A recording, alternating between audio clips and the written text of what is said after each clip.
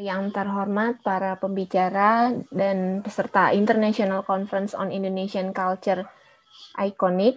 Selamat sore, Assalamualaikum warahmatullahi wabarakatuh. Salam sejahtera, Om Swastiastu, Namo Buddhaya, Salam Kebajikan.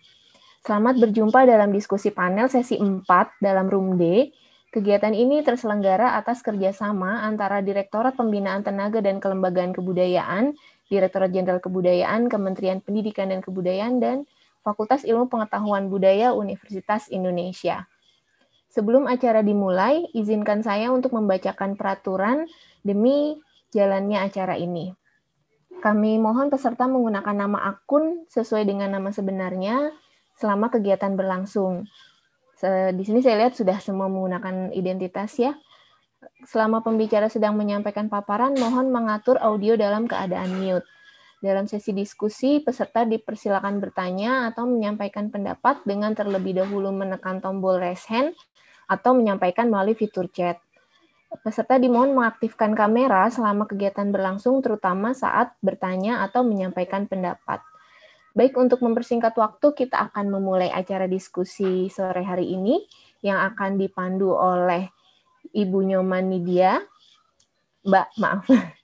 Kepada Mbak Nyoman Nidia, kami persilakan untuk memandu jalannya diskusi. Terima kasih. Baik, terima kasih Mbak Arum atas kesempatannya, memberikan kesempatan kepada saya untuk menjadi moderator pada sore hari ini. Selamat sore teman-teman presenter dan host Iconic Panel. Assalamualaikum warahmatullahi wabarakatuh. Om Swastiastu, Salam Nama Budaya, Salam Kebajikan. Baik, langsung saja saya sampaikan kepada presenter untuk waktu presentasi diberikan waktu maksimal 10 menit. Nah, untuk partisipan maupun presenter yang ingin bertanya kepada yang presentasi, silahkan memberikan pertanyaannya melalui chatroom saja. Atau bisa langsung bertanya kepada presenter melalui video. Begitu.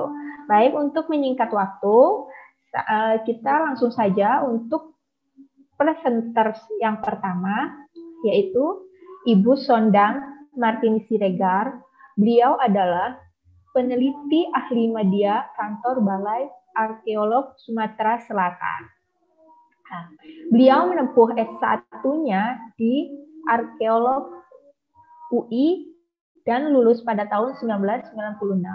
Kemudian S2-nya ditempuh di Unsri pada Prodi Pengelolaan Lingkungan, lulus tahun 2017. Kemudian sekarang sedang menempuh S3 Ilmu Lingkungan Unsri di Unsri. Nah, beliau juga aktif bekerja di peneliti ahli media kantor Balai Arkeolog Sumatera Selatan. Materi yang akan dipresentasikan oleh Ibu Sondang Siregar ialah percandian di tepian Sungai Musi, jejak permukiman lama di situs Bengin Jumut. Kepada Ibu Sondang Siregar, silakan. Baiklah, saya akan memaparkan PPT saya yang saya beri judul Percandian di Tepian Sungai Musi, jejak permukiman masa Hindu-Buddha di situs Bengin Jumut. Pada mulanya sih saya memang ada rencana untuk memaparkan tentang kesenian ya, seni pahat di masa Hindu-Buddha di Das Musi. Ya, tapi karena saya berpikir itu terlalu luas cakupannya, saya mengambil scoop yang kecil aja dan lebih fokus gitu. Jadi saya akan menjelaskan tentang satu candi aja yang ditemukan di tepian Sungai Musi. Khususnya topik yang akan saya bicarakan adalah jejak pemukimannya. Pendahuluan bahwa pemukiman itu adalah tempat masyarakat melakukan aktivitas untuk kebutuhan hidupnya, yaitu untuk kebutuhan pangan, religi, dan hunian. Di Das Musi, saya berharap para presenter di sini sudah pernah atau melihat di TV atau lihat di peta tentang Das Musi, daerah aliran Sungai Musi, bahwa di situ banyak ditemukan situs-situs arkeologi seperti situs Tingki, Lesung Batu, Beringin Jungut, Bumiayu, Turkijing, Jepara. Nah, umumnya itu memiliki pengaruh dari agama Hindu-Buddha yang diperkirakan pengaruh peradabannya diperoleh dari India. Nah, di situs-situs tersebut ditemukan sisa-sisa pemukiman seperti temuan candi, arca, wadah tembikar maupun wadah keramik. Nah, permasalahannya adalah yang ingin saya sampaikan adalah bagaimana petakan situs Beringin Jungut. Yang kedua, apa saja variabel pemukiman di situs Beringin Jungut, dan yang ketiga, bagaimana hubungan antar variabel tersebut yang menggambarkan pemukiman di situs Beringin Jungut. Metode penelitian adalah metode yang pakai adalah metode kualitatif yang yaitu dengan deskriptif, eksplanatif dari variabel-variabel dan kemudian mengambil perumusan asumsi dari variabel-variabel tersebut. Nah, lokasi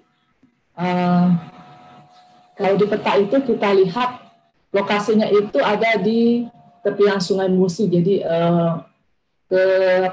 Das Musi Hulu ya, hampir mendekati ke arah Jambi sana. Dan situs ini seperti gambar yang di bawah ini kita lihat ada berada sebenarnya di barat di Tanggul Alam ini Sungai Musinya. Nah, ini ada Tanggul Alam ya yang agak tinggi dari sekitarnya. Nah, di kiri kanan Sungai Musi ini kita ketemu situs Beringin Jungut. Tepatnya secara administratif di Desa Beringin Jungut, Kecamatan Muara Kelingi, Kabupaten Musirawas. Nah, saya melakukan survei dan penggalian di lokasi tersebut. Saya banyak menemukan artefak maupun fitur di sini, dan saya menyebut lokasi ini adalah sektor 1 dan sektor 2 Beringin Jungut. Nah, salah satu variabel daripada pemukiman adalah variabel pangan ya. Saya di situ mencoba mendeskripsi vegetasi yang tumbuh di situ ya. Baik itu vegetasi ada vegetasi masih hutan produksi, ada vegetasi yang untuk tanaman sehari-hari kita temukan juga, dan yang menariknya adalah kita menemukan vegetasi lama yang menjadi komoditi dagang pada masa Sriwijaya. Jadi seperti pohon kemenyan, pohon damar, pohon gaharu. Nah, salah satunya kita temukan ini adalah pohon kemenyan, itu masih tumbuh di situ. Dan ini adalah vegetasi yang sangat diperhitungkan ketika masa Sriwijaya karena jadi komoditi dagang pada masa itu ya. Dan juga sumber pangan juga banyak di situ ya. Jadi tanaman-tanaman yang dibutuhkan oleh penduduk di situ, dan juga untuk kebutuhan ikan ya, karena daerah situ dekat sungai, jadi sumber pangannya salah satunya termasuk juga ikan yang diperoleh di tepian Sungai Musi. Nah, variabel pemukiman yang kedua adalah variabel religi. Kita menemukan di situ arca Buddha dan arca Avalokiteswara yang terbuat dari batu andesit. Arca Avalokiteswara ini ditemukan sekitar tahun 1980-an di dekat tepi Sungai Musi ya, di situs Beringin Jungut. Kalau ini adalah arca yang belum selesai dibuat, ditemukan di dalam situs. Nah, kami sudah mencoba beberapa kali membuka kotak galian, memang sayangnya di situs ini sudah tinggal reruntuhan saja ya. Berdasarkan ini kita hanya menemukan reruntuhan bata candi ya. Ada berapa lapis dari hasil penggalian kita hanya paling 5-6 lapis bata. Tetapi banyak juga kita menemukan bata-bata yang masih terstruktur. Nah, variabel yang kedua, variabel yang ketiga adalah variabel hunian. Yang menarik di sini kami mencoba menggambarkan peta situasi ya. Ini yang kalau kita lihat di sini ini situs sektor 1. Nah, yang di sebelahnya ini adalah sektor 2, jadi di sisi kanan dan di sisi kiri. Ini di sisi kirinya ini sektor 2, sektor 1, sektor 2. Nah, di sektor 1 ini yang menariknya bahwa situs ini berada di dalam benteng tanah. Gitu ya, benteng tanah, dan di bawahnya itu benteng tanah ini dikelilingi oleh parit ya. Kami coba mengelilingi parit ini, dan rupanya orang di sana itu sudah mengatur drainase ya, drainase lingkungan. Bagaimana mereka bisa mengatur air ketika musim hujan, air berlimpah bisa masuk dari Sungai Musi ini, air bisa masuk ke sini, gitu ya. Itu juga, dan daerah ini juga ketika air berlimpah ini menjadi daerah jalur perahu-perahu masuk ke lingkungan situs dan keluar ke Sungai Tapi. Ini yang kita lihat, ini ada Sungai Matagawe di sini, tempat salah satu masuk ke lokasi situs, dan ini adalah Sungai Tapi di sisi sini, dan ini benteng tanah yang mengitari sekitar 7-8 meter tingginya. Ini keberadaan benteng tanahnya berbentuk U, dan kita juga menemukan jejak ini tonggak-tonggak kayu ya.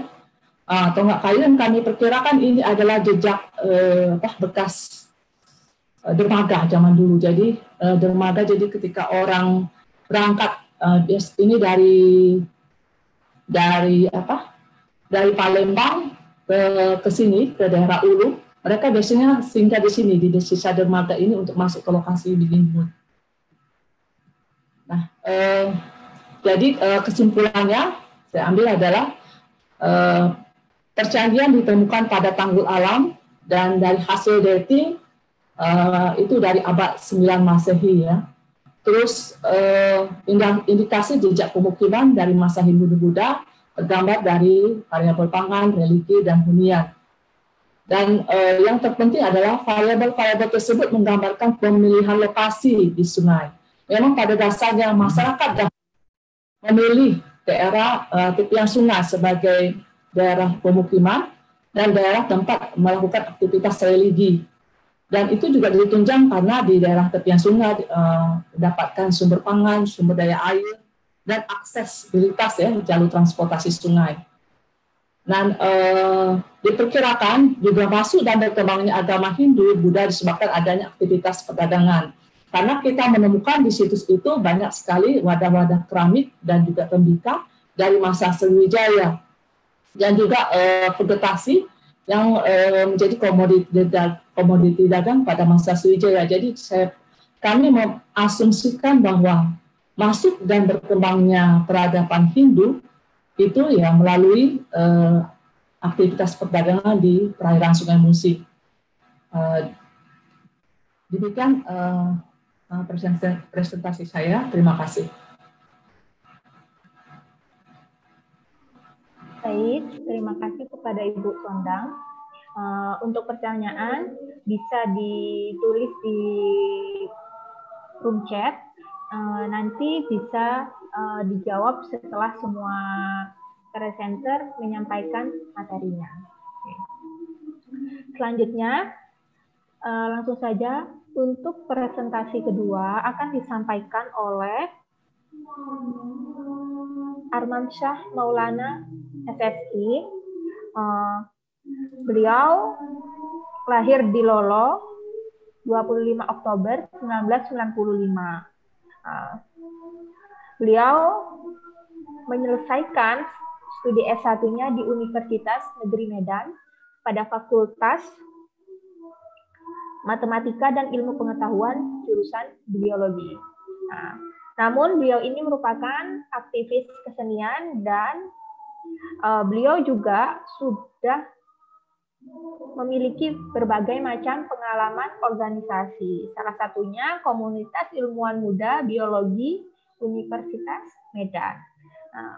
Penghargaan dan prestasi yang beliau dapatkan juga sudah banyak sekali, mulai tahun 2016, 2017, dan 2018 ada sekitar 30-an lebih prestasi. Dan beliau juga merupakan lulusan terbaik dan tercepat Universitas Medan 2018 periode wisuda Februari. Beliau juga sudah mengisi berbagai macam seminar dan pelatihan seminar.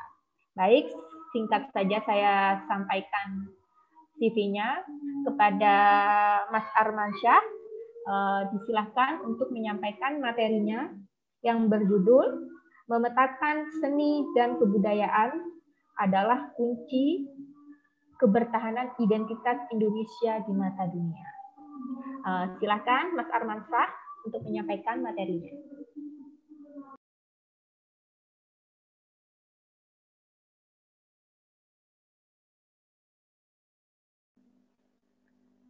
Terima kasih kepada Mbak Nyoman Nidia yang sudah mempersilahkan waktu dan kesempatannya untuk saya memaparkan hasil dari rangkuman singkat saya mengenai budaya yang ada di Indonesia.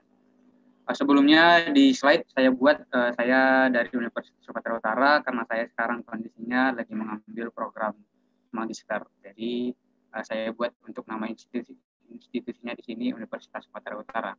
Nah, kemudian langsung saja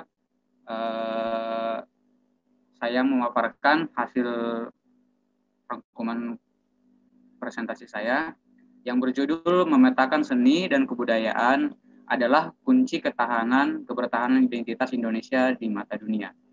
Untuk yang pertama, latar belakangnya. Untuk latar belakang yang pertama, di sini saya membahas mengenai Bhinneka Tunggal Ika. Kenapa saya membahas mengenai Bhinneka Tunggal Ika?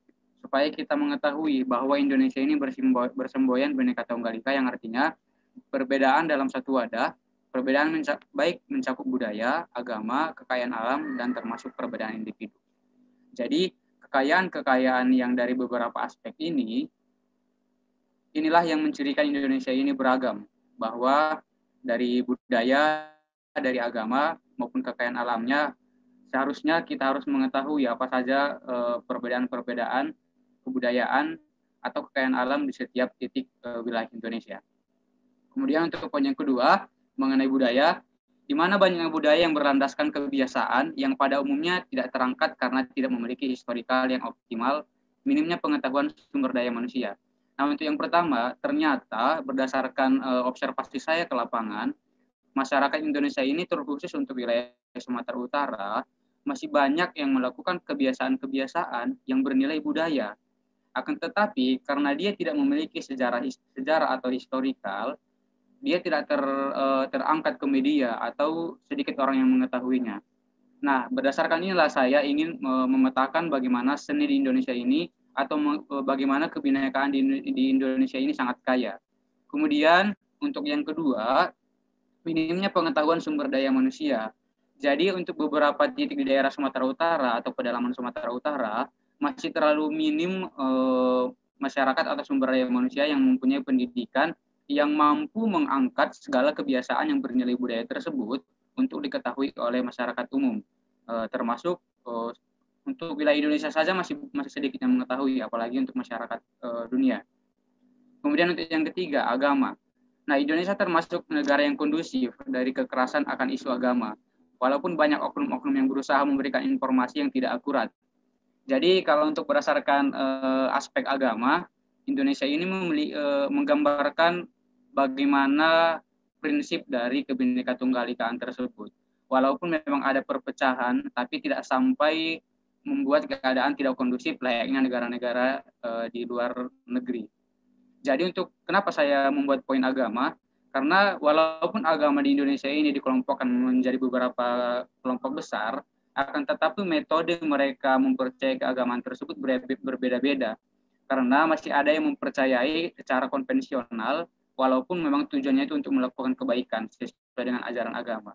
Tapi tahap-tahapan mereka untuk melakukan ajaran agama tersebut masih melibatkan cara-cara konvensional. Kemudian untuk yang keempat, kekayaan alam dan individu. Nah, untuk yang keempat ini, alam Indonesia terkenal sebagai paru-paru dunia. Selain sebagai sumber akan oksigen, ternyata keanekaragaman dari alam bisa menjadi salah satu penyamat bangsa Indonesia dipetakan dengan baik. Nah, untuk kekayaan alamnya baik flora maupun fauna, Indonesia memiliki beberapa hewan ataupun tumbuhan endemik yang tidak dimiliki oleh negara-negara lain. Sehingga ini akan berpotensi untuk menjadikan Indonesia ini menjadi terpandang atau menjadi sasaran para kaum investor dari negara luar. Kemudian untuk manfaat dari hasil pemetaan atau hasil tinjauan saya berdasarkan literatur, untuk yang pertama, kekayaan alam Indonesia akan memiliki ciri khas. Jadi masih banyak wilayah-wilayah di Indonesia yang titik-titiknya itu masih belum terjamah akan pengetahuan masyarakatnya untuk mengidentifikasi akan ciri khas dari daerah tersebut. Misalkan di titik penelitian saya di daerah Tapanuli Selatan, di sana itu ada tumbuhan yang namanya balaka. Jadi tumbuhan balaka ini bisa menjadi ciri khas daerah tersebut untuk mengangkat potensi alam dari daerah tersebut, kemudian memunculkan atau menaikkan nama Indonesia di mata atau di mancanegara. Kemudian untuk yang nomor 2, perekonomian Indonesia akan terangkat. Nah, misalkan dari poin yang nomor 1, kekayaan alam Indonesia itu sangat banyak. Misalkan tumbuhan balaka tersebut. Tumbuhan balaka tersebut, kalau seandainya kita identifikasi atau kita teliti senyawa-senyawa kimianya, ternyata banyak yang dia manfaat. Misalkan kita desain menjadi sampo, menjadi body lotion. Jadi dari kekayaan alam tersebut bisa didesain oleh masyarakat untuk sebagai nilai jual beli. Jadi yang ketiga, terciptanya lapangan kerja tercipta. Jadi dengan kreativitas yang muncul dengan pemberian pengetahuan kepada masyarakat, dengan bantuan kaum-kaum intelektual atau dengan sumber daya alam yang sudah memiliki kapabilitas di bidangnya, maka masyarakat tersebut bisa diarahkan untuk mengelola tumbuhan tersebut menjadi produk yang bernilai ekonomis, sehingga mereka memiliki lapangan kerja sendiri. Kemudian yang keempat, terciptanya masyarakat yang mandiri. Ini juga masih terkaitan dengan poin 1, 2, 3. Yang kelima, pemetaan wilayah yang semakin spesifik. Jadi pemetaan wilayah di Indonesia ini bukan sebagai sebatas nama. Jadi sudah harus memiliki identitas. Misalkan kalau kita sebutkan wilayah Sumatera Utara, berarti di kepala kita tergambarkan misalkan Danau Toba untuk kekayaan wisata yang misalkan. Jadi setiap penyebutan nama wilayah tersebut sudah kita ketahui secara spesifik. Wilayah ini kaya akan ini, wilayah ini potensi akan ini, misalkan seperti itu. Kemudian untuk yang nomor 6, munculnya masyarakat yang kreatif dan historika. Jadi dengan rangkuman dari kelima manfaat tersebut, masyarakat yang ada akan semakin kreatif dan akan semakin mempunyai inisiatif untuk menciptakan sejarah-sejarah dari lingkungan yang mereka laksanakan selama ini. Kemudian untuk tujuan terhadap bangsa untuk mengevaluasi dan menyeleksi tingkat budaya yang dapat menjadi ciri khas Indonesia. Kemudian untuk masyarakat, munculnya rasa ingin tahu, mandiri, dan kreatif yang tinggi. Serta munculnya rasa kebersamaan, munculnya rasa peduli terhadap sesama dan lingkungan. Nah, sedangkan untuk dunia, yang menjadi sasaran utama dari proyek yang saya buat ini, akan menjadi terpandang dengan kajian aspek kekayaan alam, budaya, dan kemanusiaannya. Nah, untuk problem dan metode. Untuk problem yang pertama, minimnya pemetaan. Kemudian, pemetaan untuk wilayah-wilayah di Indonesia itu masih sangat minim untuk kajian dari kebiasaan, kebudayaan, maupun kekayaan alamnya. Sehingga beberapa di Indonesia ini hanya sebatas nama, tidak memiliki identitas atau ciri-ciri yang spesifik. Nah, kemudian untuk yang kedua, problemnya di media sosial. Sekarang media sosial banyak kegiatan negatif yang menenggelamkan informasi dari penggiat-penggiat kajian budaya dan seni jadi tenggelam. Kemudian yang terakhir, keterbatasan pendidikan. Nah, pendidikan yang kurang untuk masyarakat pedalaman menjadikan mereka hanya sebatas pelaku saja. Misalkan mereka melakukan kegiatan kebiasaan kebiasaan yang mereka lakukan, tapi bernilai sejarah, mereka tidak mengetahui bahwa itu bernilai sejarah ataupun bernilai budaya, karena pendidikan mereka di sana itu sangat kurang. Kemudian untuk metode yang pertama, cross-seksional, yaitu turun langsung ke lapangan dengan memperhatikan permasalahan-permasalahan yang terjadi secara terperinci untuk memperoleh informasi secara detail. Kemudian untuk yang kedua, wawancara, untuk memastikan bagaimana informasi tersebut diperoleh agar informasinya diperoleh secara valid. Di mana wawancara ini adalah cara yang efektif untuk mengetahui kebudayaan, kebiasaan, dan seni atau kegiatan-kegiatan spiritual yang sering dilakukan oleh masyarakat sekitar. Nah, kemudian yang terakhir itu kajian literatur. Setelah kita turun ke lapangan, wawancara, kemudian kita melakukan tahapan yang terakhir itu tahapan kajian literatur.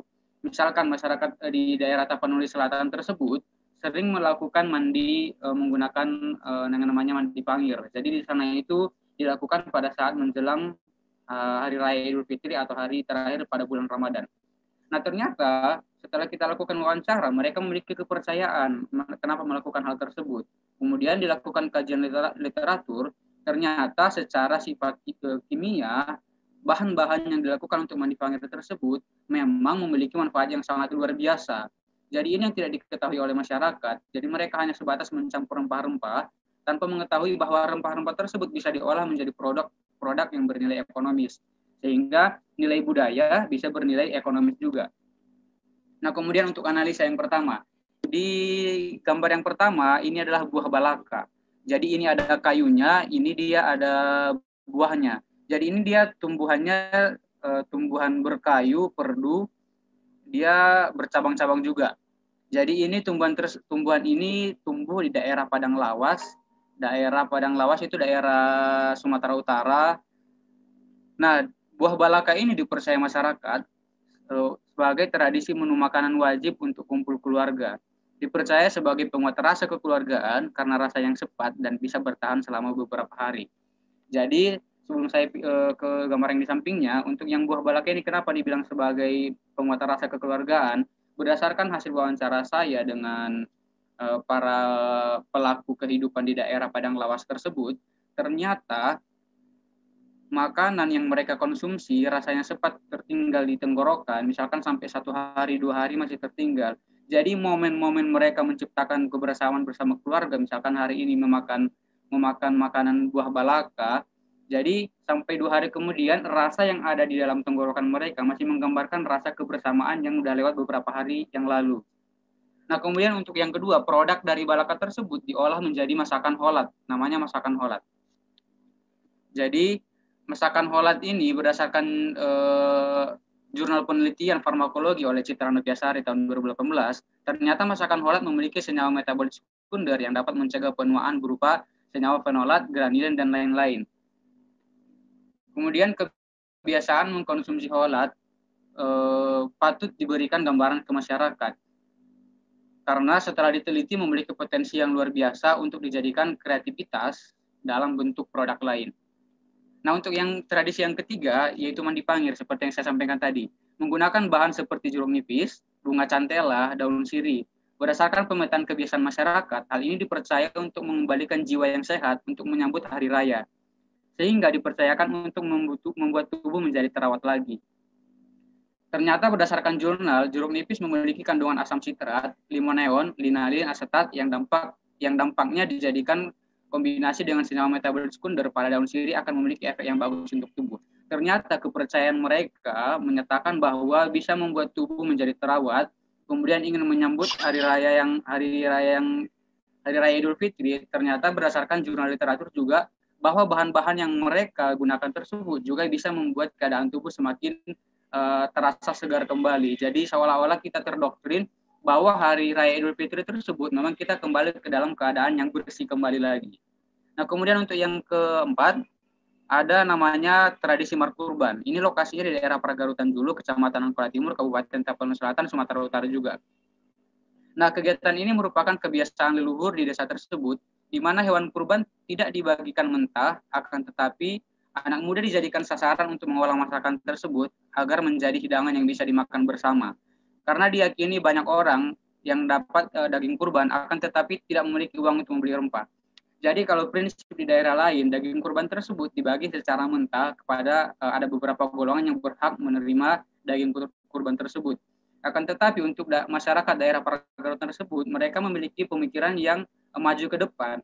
Misalkan kalau seandainya daging itu kita bagi ke beberapa golongan yang berhak menerimanya, sama saja mereka tidak bisa menikmati kalau mereka tidak memiliki rempah yang bisa mendukung untuk pembuatan atau pengolahan masakan tersebut. Jadi oleh masyarakat sekitar, budaya ini sudah dilakukan sejak lama sehingga tradisi ini bisa dilihat potongan gambarnya di samping. Jadi ini kira-kira ada 3 km. Jadi para pemuda memasak daging kurban, kemudian setelah masak, masyarakat disuruh berjejer atau berbaris di jalan raya sepanjang 2 km sampai 3 km untuk meletakkan baskom atau piring mereka untuk dibagikan secara bersama masakan tersebut dan dimakan di pinggir jalan secara bersama-sama. Jadi berdasarkan informasi yang saya kaji dari literatur, ternyata tradisi ini juga tradisi satu-satunya di Indonesia yang belum terangkat ke masyarakat umum. Kemudian yang terakhir itu ada yang namanya Manggabing Anak Manuk. Jadi ini tradisi, kebetulan di foto ini saya buat adalah putri dari Presiden kita, Bapak Jokowi. Jadi di sini dibuatkan ke dalam historical budaya ini masih dilakukan oleh masyarakat Tapanuli Selatan dan Mandailing. Di mana kegiatan ini dipercaya sebagai pembawa berkah untuk keluarga. Jadi ayam yang dibawa tersebut seolah-olah kita untuk pelaku budaya ini, mereka terdoktrin bahwa mereka ini akan memiliki keturunan. Nah, kemudian untuk yang terakhir, Borgok Daganak, ini daerah Tapanuli Selatan, kepercayaan masyarakat dipercaya sebagai benda yang selalu ditempelkan di bayi atau balita, karena dipercaya dapat mengusir roh halus. Akan tetapi untuk beberapa komponen sudah dilakukan penelitian dan berdasarkan literatur yang saya kaji, bahwa aroma jerangau memiliki aroma yang khas, sehingga dapat memperlancar pernapasan bayi. Ekstrak jerangau juga memiliki senyawa antimikroba.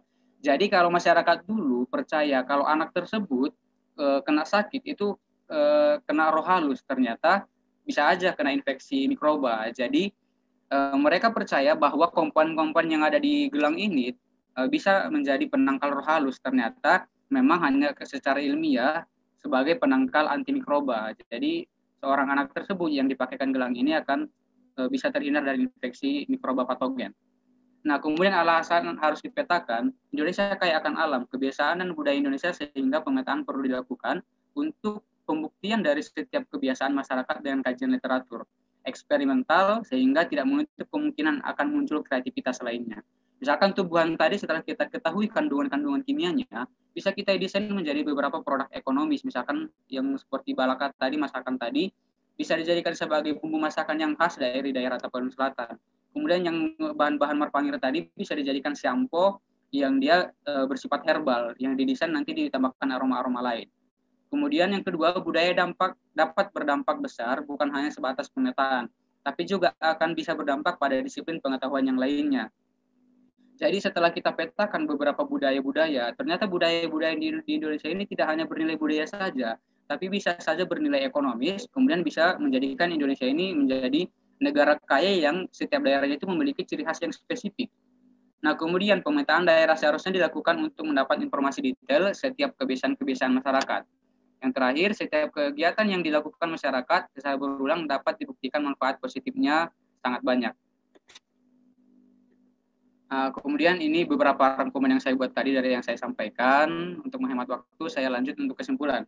Jadi pemetaan kebiasaan atau kebudayaan adalah dasar penting melakukan tindak lanjut dari setiap permasalahan.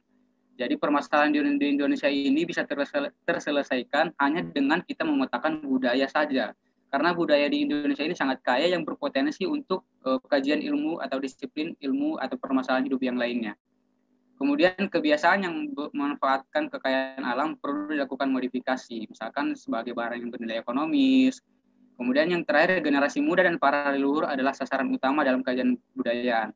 Generasi muda sebagai penerus budaya, sedangkan para leluhur adalah sebagai pempasti kesahihan dari suatu budaya tersebut. Mungkin cukup sekian dari saya. Mohon maaf jika waktunya lewat dari waktu yang ditentukan. Saya kembalikan kepada Mbak Nyoman Widya. Terima kasih atas kesempatannya, Mbak. Baik, terima kasih pemaparannya Mas Arman. Sangat materinya keren sekali. Untuk yang ingin bertanya, silahkan memberikan pertanyaannya di chat room. Nah, untuk yang selanjutnya, materi ketiga yaitu materi dari saya sendiri. Saya Nyoman Widya Sari Hayati.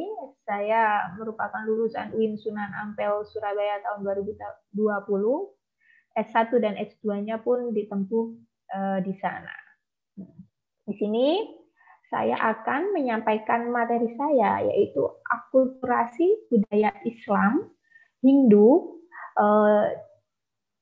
dalam seni burda studi kasus di Desa Pegayaman, Bali. Baik, di sini saya akan menjelaskan tentang akulturasi budaya Islam Hindu dalam seni burda studi kasus Sekehe Burdah di Desa Pegayaman, Bali. Nah, pendahuluan, kita sudah ketahui, saya rasa semuanya juga sudah mengetahui bahwa Pulau Bali ini merupakan daerah yang mayoritas penduduknya itu beragama Hindu, yang sangat kental dengan adat istiadatnya. Nah, itulah yang kemudian menjadi ciri khas yang dapat menarik wisatawan lokal maupun mancanegara untuk berkunjung ke Bali. Selain dengan berbagai wisata yang sangat indah. Nah, namun uniknya di sini, selain Bali yang mayoritas merupakan agama Hindu, ada sebuah daerah di mana satu desa itu seluruh warganya itu beragama Islam. Bisa dikatakan sekitar 85% beragama Islam dan asli penduduk Bali. Jadi mereka asli dari Bali dan beragama Muslim. Nah, di sini pun di desa ini adat dan kebiasaan sehari-harinya masih kental sekali dengan adat Bali. Meskipun di desa ini sangat fanatik dengan keislamannya.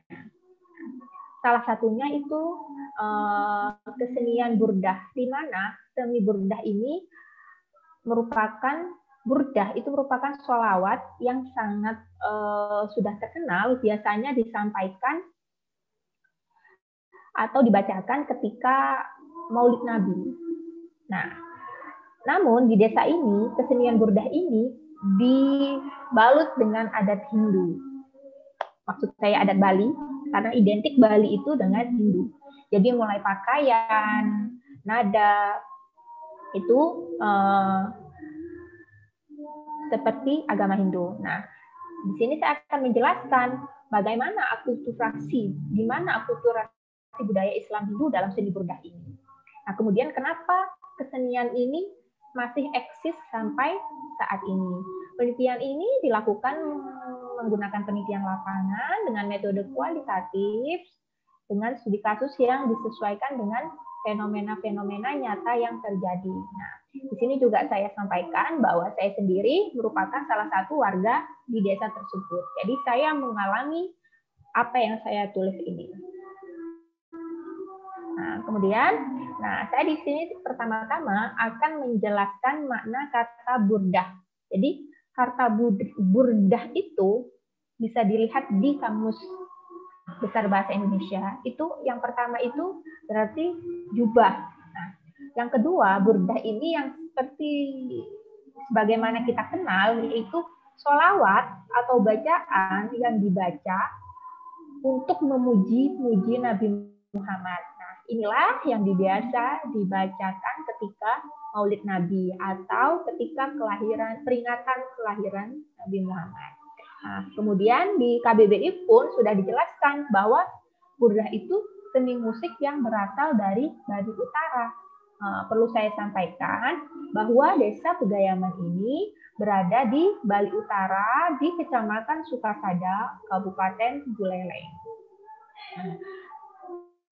Kemudian, di sini saya sampaikan sejarah sholawat burdah.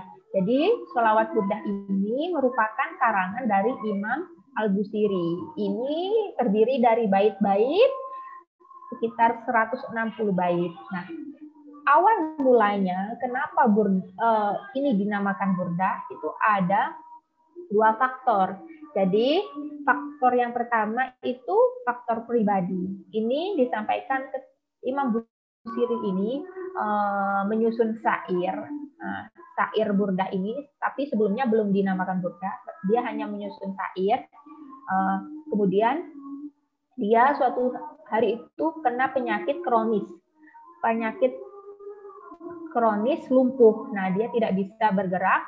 Akhirnya dia menulis syair ini untuk menyampaikan rindunya kepada Nabi Muhammad. Kemudian suatu malam ada keajaiban, dia bermimpi bertemu Nabi Muhammad yang kemudian mengusap wajahnya dan badannya, kemudian dipakaikan sebuah jubah yang kemudian disebut dengan burdah. Nah, kemudian ketika bangun, si Imam Al-Busiri ini sudah kembali sehat. Nah, dengan itulah maka sholawat burdah ini, sholawat itu dinamakan, syair yang dikarang itu dinamakan burdah. Kemudian faktor sosial politik sebagai media perdamaian dan petunjuk untuk kembali kepada Al-Quran, yaitu ketika ada perpindahan antara dinasti Ayyubiyah ke dinasti Mamluk. Disitulah terjadi pertumpahan darah yang korbannya kebanyakan masyarakat kecil dan para elit, yaitu saling berebut kekuasaan. Sehingga Imam Busiri ini kemudian memberikan syair ini untuk sebagai petunjuk kembali kepada Al-Quran dan hadis. Kemudian sejarah sekeuh burdah di desa Pegayaman. Jadi sejak kapan sekeuh burdah itu ada di desa Pegayaman tersebut? Jadi memang pada mulanya ketika masa penjajahan itu, ini tahun tepatnya itu tidak diketahui. Jadi ketika masa penjajahan itu warga di sekitar desa Pegayaman ini mengumpulkan berkumpul untuk menyiasati melawan penjajah. Namun untuk menyamarkan dikemaslah dengan sebuah kesenian. Nah, disinilah karena kesenian burdah ini di dalamnya itu pun mengiringi sebuah bela diri pencak silat. Nah, jadi pencak silat itu untuk latihan bela diri, tapi dibalut dengan kesenian untuk menyamarkan perkumpulan-perkumpulan tersebut. Nah, ini kemudian sampai setelah kemerdekaan eksis menjadi sebuah kesenian. Perpaduannya di mana perpaduan Islam Hindunya itu? Kita lihat yang pertama di pakaian. Bisa dilihat, pakaian yang digunakan yaitu seperti memakai udeng. Ini udeng. Ini biasanya dipakai oleh umat Hindu ketika acara-acara adat. Terus kemudian ini sarung atau kain panjang yang kemudian dililit, ini namanya lancingan. Kalau bahasa Balinya itu namanya lancingan. Itu kain panjang yang dililit sampai lutut terus terjuntai lancip begitu. Itu kemudian ini rebananya juga khas dari desa Pegayaman, rebananya yang besar seperti ini. Kemudian nada-nada yang disampaikan itu meskipun yang dilantunkan itu sholawat, tapi nadanya itu mirip suara menghidung atau istilahnya itu puji-pujian orang Hindu seperti itu. Kemudian eksistensi suku Burdah dalam merajut persatuan. Nah, ini perlu sekali kesenian-kesenian seperti ini perlu sekali dilestarikan dan didukung untuk merajut persatuan dan kesatuan di negara kita. Kita ketahui akhir-akhir ini banyak sekali perbedaan pendapat, kerusuhan, bahkan sampai pada perbedaan pendapat mengenai yang membawa-bawa agama, membawa-bawa adat. Jadi di sini kita harus mulai menampilkan akulturasi budaya antar agama, bahwa kita akan menunjukkan antar agama itu baik-baik saja, tidak ada perbedaan, mereka dapat menyatu. Jadi kita harus menampilkan yang seperti itu untuk merajut persatuan di negara kita. Kemudian kesimpulan, dari seni burdah ini, perpaduan sholawat yang merupakan syair dalam Islam itu kemudian dibalut dengan pakaian yang biasa dipakai orang Bali dalam acara-acara adatnya. Jadi dipakai adat Bali, tapi isinya itu kesenian Islam seperti itu. Jadi kesenian Islam, covernya dengan pakaian adat Bali. Kemudian eksistensinya ini harus selalu dijaga. Nah, sampai sekarang, kenapa kok sampai sekarang ini tetap ada? Karena kesenian burdah ini di desa Pegayaman ini menjadi penampilan wajib ketika hari-hari besar, misalnya Maulid Nabi. Kemudian ketika ada pesta pernikahan, khitanan, dan menyambut tamu-tamu istimewa seperti itu. Oke, sekian presentasi dari saya. Untuk yang akan bertanya, silahkan memasukkan pertanyaan di chatroom. Terima kasih. Wassalamualaikum warahmatullahi wabarakatuh. Oh, ini ada pertanyaan yang pertama dari Asmawita Fitri. Bagaimana contoh prasalaha yang bisa dileahkan dengan kebudayaan. Untuk Pak Armansyah, bagaimana contoh permasalahan yang bisa dipecahkan dengan sistem kebudayaan yang disebutkan di kesimpulan? Dan bagaimana kita bisa ikut melestarikan dan memetakan budaya ini ke dunia internasional? Pertanyaan disampaikan untuk Pak Armansyah. Bagaimana contoh permasalahan yang bisa dipecahkan dengan sistem kebudayaan yang disebutkan dalam kesimpulan? Dan bagaimana kita bisa ikut melestarikan dan memetakan budaya ini ke dunia internasional? Silahkan untuk Pak Armansyah dijawab pertanyaan dari Asmawita Fitri. Dia. Kemudian terima kasih juga atas pertanyaannya Mbak Asmawita Fitri. Saya akan coba menjawab pertanyaannya. Untuk yang pertama, bagaimana contoh permasalahan yang bisa dipecahkan dengan sistem kebudayaan yang disebutkan di kesimpulan. Jadi untuk permasalahan yang bisa saya angkat di sini mengenai pengangguran misalkan. Nah, untuk mengenai pengangguran, Indonesia ini terkenal dengan jumlah penduduk yang angka penganggurannya itu tinggi. Jadi untuk budaya-budaya yang bisa mendongkrak nilai-nilai pengangguran tersebut agar menurun, yang pertama tadi untuk ada beberapa budaya yang saya sampaikan, misalkan seperti tumbuhan balaka tadi. Di mana tumbuhan balaka tadi kata masyarakat sekitar dipercaya sebagai makanan yang dapat mengingat kita kepada keluarga atau menghangatkan rasa kekeluargaan. Nah, setelah diteliti berdasarkan metode di salah satu riset farmakologi, ternyata tumbuhan balaka tersebut memang memiliki senyawa flavonoid dan juga senyawa stearin. Jadi senyawa flavonoid dan senyawa stearin ini memang memiliki ciri khas yang cepat di leher, tapi bagus untuk sistem pencernaan, enzim-enzim pencernaan. Nah, jadi bisa saja tumbuhan tersebut diolah menjadi masakan khas dari daerah Padang Lawas tersebut, sehingga daerah Padang Lawas tersebut memiliki angka pengangguran yang menurun. Jadi permasalahan pengangguran itu bisa menurun misalkan. Kemudian yang kedua dari segi kreativitas. Jadi Indonesia ini sebenarnya masyarakatnya itu sangat kreatif, banyak yang kreatif. Akan tetapi untuk masyarakat pedalaman, ini budaya-budaya ini kan rata-rata di daerah-daerah yang masih pedalaman. Banyak budaya-budaya yang belum terjamah. Jadi kalau untuk pusat kota-kota besar, budaya-budaya yang di kota besar itu sebenarnya tidak seberapa dengan masyarakat-masyarakat yang di pedalaman. Jadi untuk budaya-budaya yang di pedalaman tersebut bisa diangkat ke masyarakat umum. Kira-kira potensinya itu bisa dijadikan apa? Kalau untuk yang kedua tadi ada tradisi Marpangir. Tradisi Marpangir ini memiliki bahan-bahan rempah yang dia masih alami. Ternyata setelah diteliti juga memiliki senyawa yang dapat menghangatkan tubuh, kemudian dapat merasa tubuh kembali menjadi segar. Ada senyawa farmakologinya juga.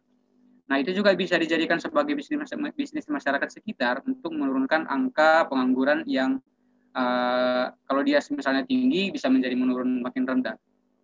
Nah, kemudian bagaimana kita bisa ikut melestarikan dan memetakan budaya ini ke dunia internasional. Nah, untuk yang saya sampaikan tadi mungkin itu bernilai ekonomis.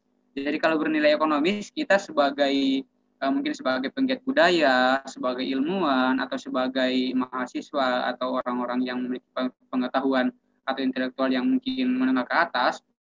Nah, sekarang ini kan banyak investor-investor, ada yang namanya Investor Day. Jadi Investor Day ini mengumpulkan para investor untuk menampung segala ide kreatif yang dilakukan oleh atau yang diperoleh oleh masyarakat Indonesia.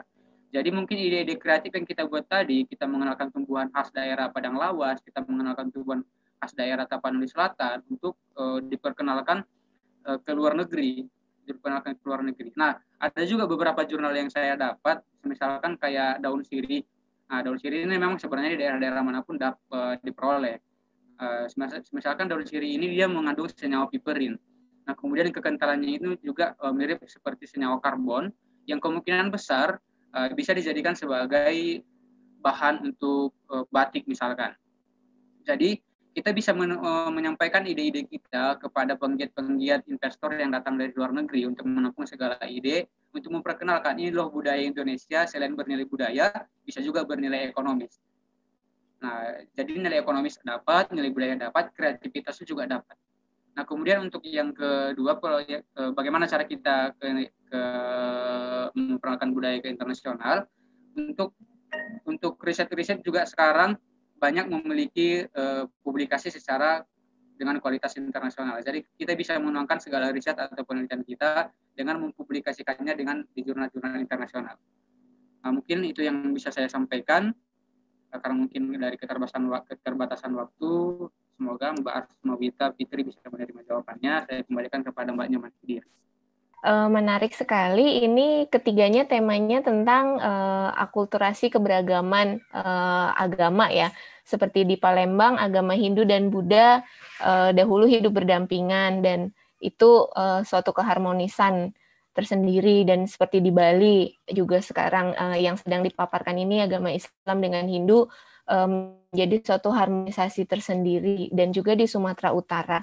Nah, isu-isu seperti ini bagaimana caranya ini untuk ketiga pembicara, perlu panjang-panjang tidak apa-apa, tapi bagaimana caranya isu-isu seperti ini bisa diangkat agar untuk sekarang ini kan banyak masalah sentuhan agama saja sudah sensitif sekali seperti itu.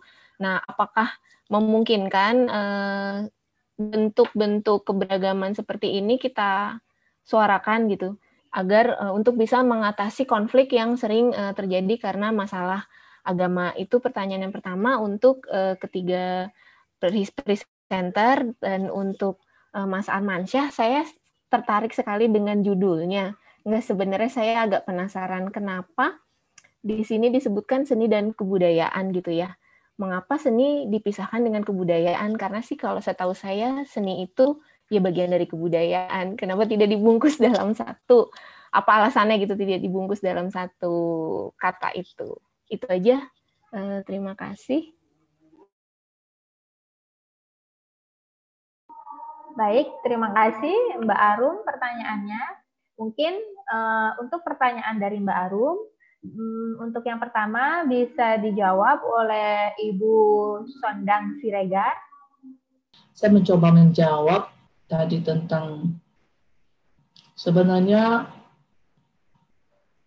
sangat sensitif ya sekarang ini memang di Indonesia isu-isu tentang agama ini ya. Kita banyak bicara teori tentang toleransi, tentang akulturasi gitu ya. Kenyataannya kita harus menelaah lagi bagaimana bersikap di tatanan kini ya, masyarakat kini.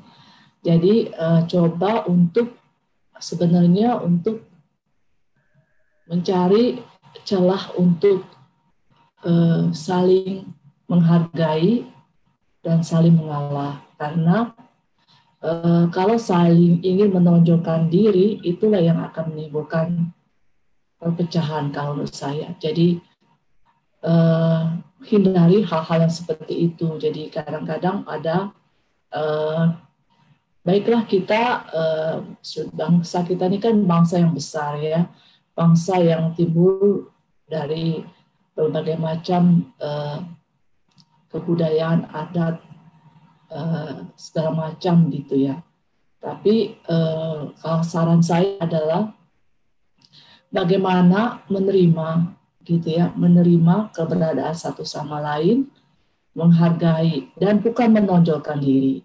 Karena bagi saya semuanya baik gitulah. Jadi misalnya adat Batak, adat Sunda atau adat semuanya ada kelebihannya, ada kekurangannya. Begitu pula soal agama.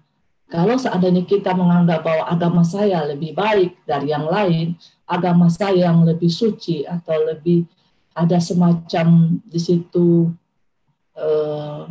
hierarki, nah disitulah yang akan menimbulkan perpecahan.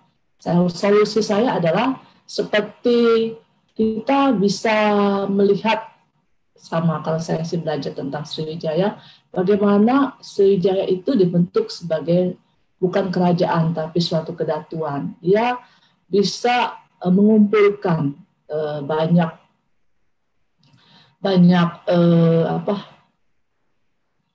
penduduk atau menguasai daerah yang luas, tapi dia bukan bersifat imperor atau dia bisa menekan, tetapi dia merangkul.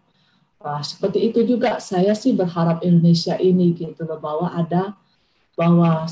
pusat bisa merangkul daerah gitu loh, dan daerah saling merangkul keberagaman kalau saya sih. Jadi kalau waktu Sriwijaya seperti itu juga, kadatuan di atas itu ada datu sebagai yang tertinggi, di daerah juga ada datu-datu kecil yang saling menjaga satu sama lain dan saling membangun satu sama lain.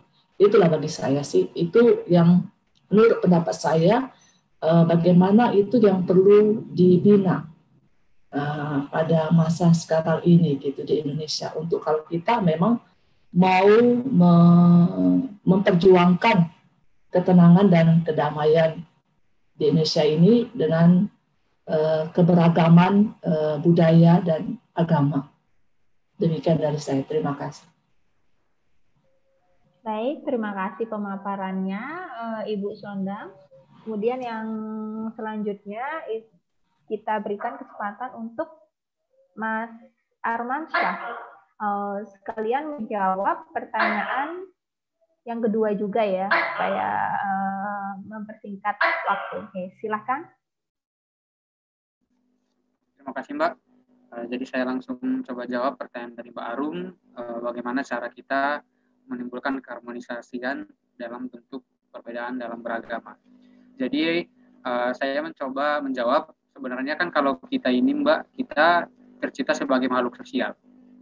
Jadi makhluk sosial ini tidak bisa hidup sendiri-sendiri atau soliter, tapi memang harus terlibat dengan manusia lain ataupun dengan alam, bahkan dengan hewan juga, karena kita sebagai pelaku sosial. Nah, kemudian bagaimana caranya menimbulkan keharmonisan di dalam perbedaan? Ya kita harus mengetahui apa definisi sosial tersebut. Kemudian yang kedua, caranya adalah dengan menimbulkan komunikasi dengan cara kita bekerja sama bergandeng tangan. Nah, rata-rata perpecah belahan yang terjadi mungkin di Indonesia udah akhir-akhir sekarang ini sering terjadi. Ya kita sering bertukar pikiran. Seperti yang disampaikan sama Bu Sondang tadi, kita nggak boleh merasa bahwa golongan kita ini adalah golongan yang paling benar. Kita tidak boleh merasa bahwa golongan yang satu lagi itu adalah golongan di bawah kita. Walaupun mungkin dari golongan yang merasa paling benar itu merasa golongan dia itu mayoritas, kemudian dia berhak menindas yang minoritas. Tidak. Jadi kita coba berkomunikasi.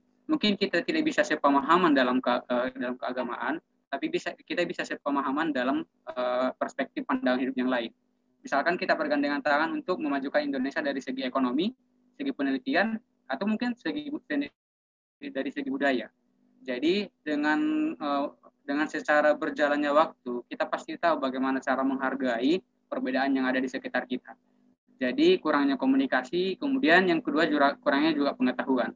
Rata-rata perpecahan itu terjadi gara-gara kaum yang non-intelektual, yang tidak memiliki intelektual yang tinggi, yang merasa kajian agamanya itu atau kajian dari golongannya itu merasa paling benar. Jadi dia seolah-olah dia menyampaikan apapun yang bukan menjadi kapabilitas dari kemampuannya. Jadi kalau kita lihat orang-orang yang memiliki kajian intelektual tinggi pasti tidak akan melakukan hal-hal sedemikian, seperti memprovokasi dari kaum dia untuk memusuhi kaum yang lain. Jadi ada dua cara, kita harus ada tiga cara yang menurut saya. Kita harus mengetahui definisi dari makhluk sosial, kita harus menjalin komunikasi untuk memajukan negara atau memajukan bangsa Indonesia dari beberapa aspek, kemudian kita coba bekerja sama. Kemudian untuk pertanyaan yang kedua dari Mbak Arum, kenapa seni dan budaya itu tidak digabungkan saja? Jadi benar yang dibilang Mbak Arum, bukannya itu sama, tapi untuk di kajian budaya yang saya buat ini, ternyata di masyarakat itu seni itu memang pasti bernilai budaya. Tapi ternyata di sana seni itu ada yang dia hanya bersifat kebiasaan, tapi memiliki nilai ketertarikan, gitu Mbak. Jadi walaupun secara etiologi memang seni dan budaya ini tidak bisa dipisahkan. Tapi untuk dari segi masyarakat di daerah Sumatera Utara, mungkin khususnya Tapanuli Selatan dan Padang Lawas, seni menurut mereka itu adalah sebuah kebiasaan yang mereka tidak mengetahui apa itu budaya. Sehingga segala kebiasaan menurut mereka yang bernilai budaya, mereka tidak mengetahui dampak positifnya. Jadi kalau budaya itu yang dilakukan secara turun-temurun, kemudian yang memiliki nilai historikal yang tinggi, misalkan begitu. Sedangkan kalau menurut mereka, historikal itu hanya sebatas dilakukan untuk menuntaskan kewajiban. Tapi memang benar, ini bertentangan secara etiologi ataupun secara perumusan masalah, bahwa seni itu tidak akan bisa dipisahkan dengan kebudayaan. Mungkin cukup sekian yang dari saya kembalikan kepada Mbak Nidia. Ya, terima kasih Mas Armansyah jawabannya. Untuk yang terakhir saya akan menjawab sekalian saya akan menutup. Jadi untuk bagaimana untuk memunculkan budaya dan akulturasi seperti ini untuk sebagai solusi dari permasalahan-permasalahan di negara kita. Memang kita sadari kan permasalahan di negara kita akhir-akhir ini memang rentan sekali di masalah agama. Maka dari itu salah satunya saya mengangkat tema ini. Saya di sini menekankan bahwa cara-cara untuk mengangkat budaya seperti ini ya salah satunya pengetahuan, sebagaimana tadi disampaikan Mas Armansyah. Juga kita harus saling mengerti, sebagaimana tadi disampaikan Ibu Sondang. Nah, yang terakhir, di sini saya juga menekankan kita juga menyesuaikan dengan kebiasaan warga negara di Indonesia. Jadi akhir-akhir ini kebiasaan warga negara itu sering memantangi media sosial. Nah, ini salah satu media yang bisa digunakan untuk mengenalkan budaya-budaya atau akulturasi budaya di masing-masing daerah, sehingga kebanyakan orang-orang awam, karena kebanyakan orang awam di sini kebanyakan hanya bermain medsos seperti itu, jarang yang membaca, jarang yang juga mengasah pengetahuan, atau sebagian dari mereka mengasah pengetahuan dari media sosial. Jadi saya rasa semua warga di negara Indonesia ini mayoritas sudah memakai media sosial. Jadi media sosial merupakan salah satu cara yang ampuh untuk memperkenalkan dan mengingatkan bahwa di berbagai daerah di negara kita itu terdapat berbagai akulturasi budaya, di mana antar agama satu dan agama lainnya itu tidak ada perpecahan, malah mereka saling mendukung dan mereka saling menghormati. Jadi sekian dari saya, terutama yang paling penting yaitu kita sebagai akademisi atau aktivis, kita harus juga ikut berperan penting, yaitu mungkin kita membagikan momen-momen antar agama yang saling menghormati itu di media sosial. Jadi kita mengingatkan orang-orang di sekitar kita untuk saling menghormati antar agama maupun antar budaya dan adat yang ada di negara kita tercinta ini. Oke, terima kasih. Terima kasih para presenter, mulai Ibu Sondang Siregar, Mas Armansyah, orang Sumatera semua ya, dan mereka hebat-hebat. Mungkin kita ada satu pertanyaan saya, boleh satu lagi untuk Ade Nyoman, satu aja boleh sebelum ditutup. Ya, silakan. Ya, sebenarnya saya nggak tahu nih waktunya habis atau belum, tapi ada singkat aja. Karena saya tertarik dengan paparan yang sudah diberikan oleh Nyoman. Ini kan kawasan Hindu ya. Iya, di Bali. Tapi Hindu secara mayoritas, tapi ada satu desa yang penganut Islam ya. Ya kan? Yang ingin saya tanyakan adalah, saya tanya, bagaimana ya masuknya Islam ke sini ya? Kok bisa gitu satu desa full gitu ya? Mayoritas penduduknya Islam. Enggak memang orang Hindu akhirnya menyingkir ketika Islam masuk, atau bagaimana ya sampai prosesnya pengaruh Islam ini masuk ke sini gitu ya. Karena tadi kan dibilang masalah bahwa ada percampuran tentang budaya kesenian Islam, tapi mereka masih menggunakan baju Hindu gitu ya, salah satunya kayak gitu ya. Nah, itu yang menarik bagi saya tuh. Bagaimana ya? Bagaimana bisa ada harmonisasi gitu ya? Apakah memang orang Hindu sana ketika Islam datang menyingkir, ataukah memang di sana dikhususkan untuk umat Islam aja untuk berdomisili? Silakan coba untuk menjawab. Terima kasih.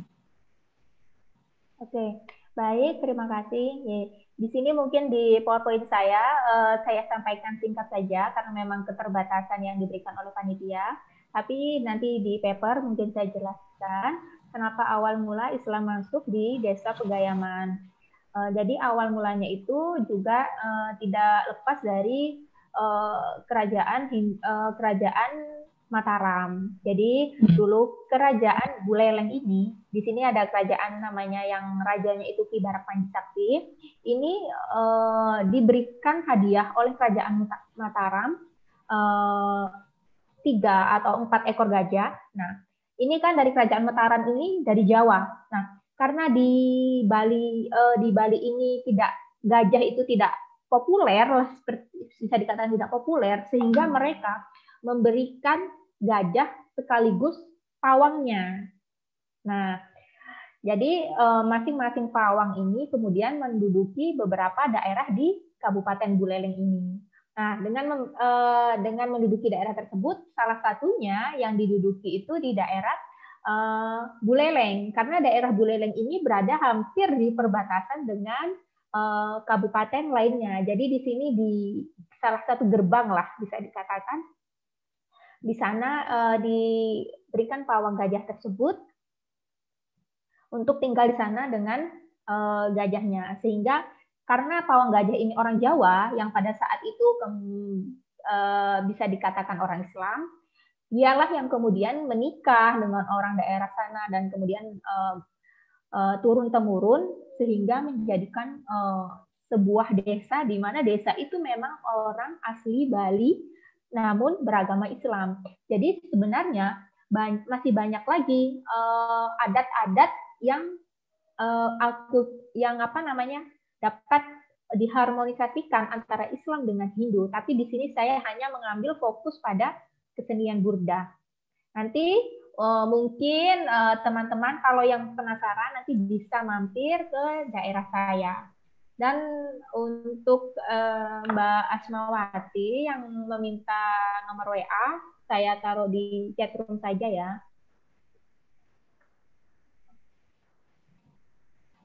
Mungkin seperti itu singkatnya. Ini hadiah dari Kerajaan Mataram yang memberikan hadiah kepada Raja Panji Sakti, yaitu gajah dengan pawangnya. Nah, awal dari itu yaitu pawang gajah. Tapi di sini juga masih ada perbedaan pendapat. Ada yang menyatakan pendapat lain bahwa dulu di Buleleng itu, di Bali Utara itu ada pelabuhan. Di sini merupakan pelabuhan mobilisasi barang dari pulau-pulau lain. Nah, ada yang menyatakan bahwa di sanalah masuknya orang-orang Islam yang pada awalnya kemudian mereka menduduki daerah di Desa Pegayaman yang dulu awalnya itu merupakan hutan berantara. Jadi gayam itu diambil dari kata-kata gayam. Jadi dulu itu banyak sekali hutan pohon gayam seperti itu. Kemudian makanya dinamakan Desa Pegayaman. Oke, terima kasih teman-teman yang hebat-hebat hari ini. Juga partisipasinya dari tim dan partisipan. Saya mohon maaf apabila ada kesalahan. Saya akhiri. Wassalamualaikum warahmatullahi wabarakatuh. Waalaikumsalam. Terima kasih kepada Mbak Moderator, para pembicara dan peserta. Demikian diskusi panel sore hari ini telah berakhir. Jangan lupa masih banyak diskusi pada jam dan room yang berbeda untuk esok hari. Terima kasih semuanya sore hari ini, sampai berjumpa kembali. Mudah-mudahan besok masih bisa join. Saya tutup. Wassalamualaikum warahmatullahi wabarakatuh. Salam sejahtera, Om, Santi Santi Santi Om, Namo Buddhaya, dan salam kebajikan. Terima kasih.